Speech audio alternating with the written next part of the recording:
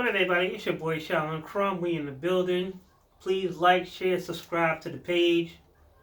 Today's story, we're going to talk about people who can't keep their mouths closed. Now, this is a true story. So, back in the 90s when I was coming up, the late 90s, by that time we all graduated from high school and things like that, I had a friend. His name was Jeff. Now, Jeff was always like a smart kid. We went to elementary school. We ended up in the same school in junior high and high school. Now, Jeff in high school was always a standout student. One of them type of guys that you could see going to college and getting a degree, maybe becoming a lawyer or a doctor and things like that. But Jeff started running with the wrong crowd.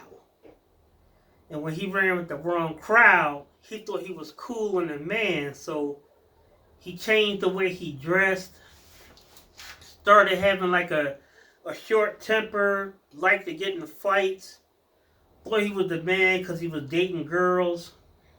But anyway, one of them girls he dated after he graduated from high school had got pregnant. So that right there ended him wanting to go to college to get a degree because he wanted to be a family man. So, we fast forward. This was like in 92, 93, 94, 95, 96, 98, 99. He worked at a fast food joint, became the manager, was making good money, but he didn't have a car. And me, I was always legal eagle, doing my thing, going to work, going to school part-time, handling business, things like that. So he called me and said, hey man, listen,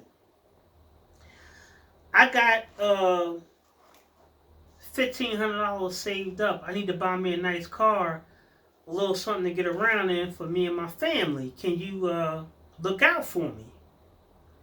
And I said, well, I don't know nobody right now, but if I find something, I'll let you know. Okay. So back then, it wasn't no internet, and it wasn't no social media.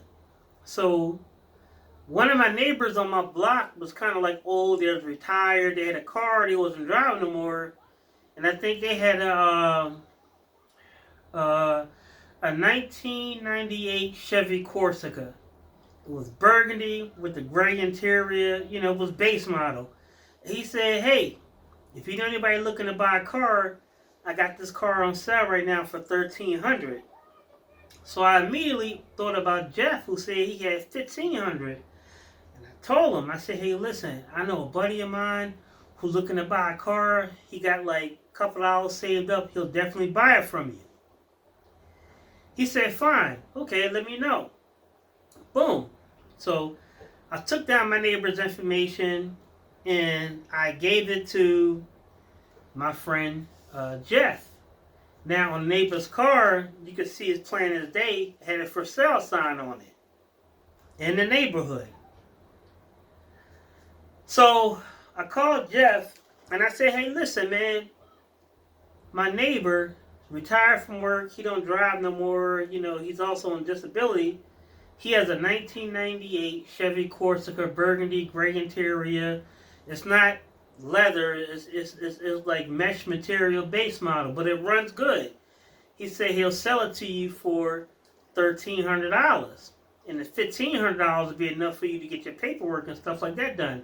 He said, all right, cool. Yeah, man, bet. I'm going to go ahead back to work. Thanks for telling me. He said, where he live at? I said, well, he live on my block.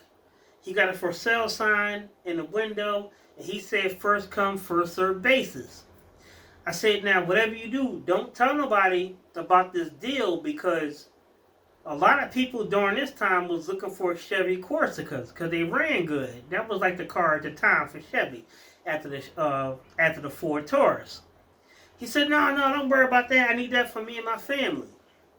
I said, okay, bet. So I hung up the phone, and Jeff, this is why you don't tell people your business. He went back to work And he was so excited, telling all the co-workers, yeah, my man Shaolin Crumb, he found a car for like 1,300, a 1998 Chevy Corsica, low miles by a man that's retired, and he's also on disability.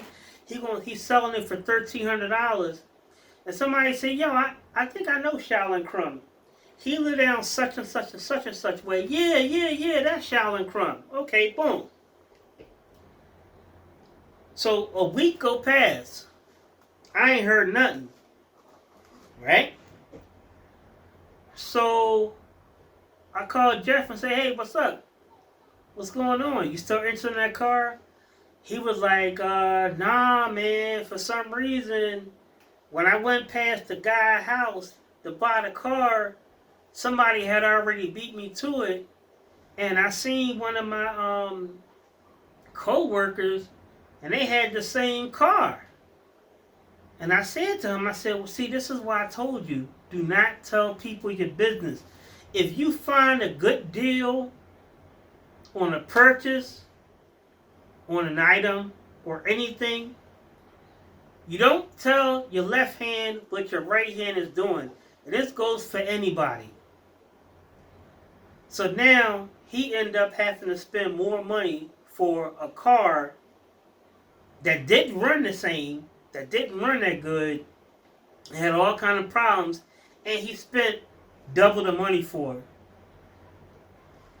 This wouldn't have happened had he had just kept his mouth shut, understood the deals that I told him about, that was between me and him, and left it at that. The moral of the story is, when somebody say to you, keep your mouth shut, don't tell nobody, we say that for a reason. Because there's all kind of things that can happen.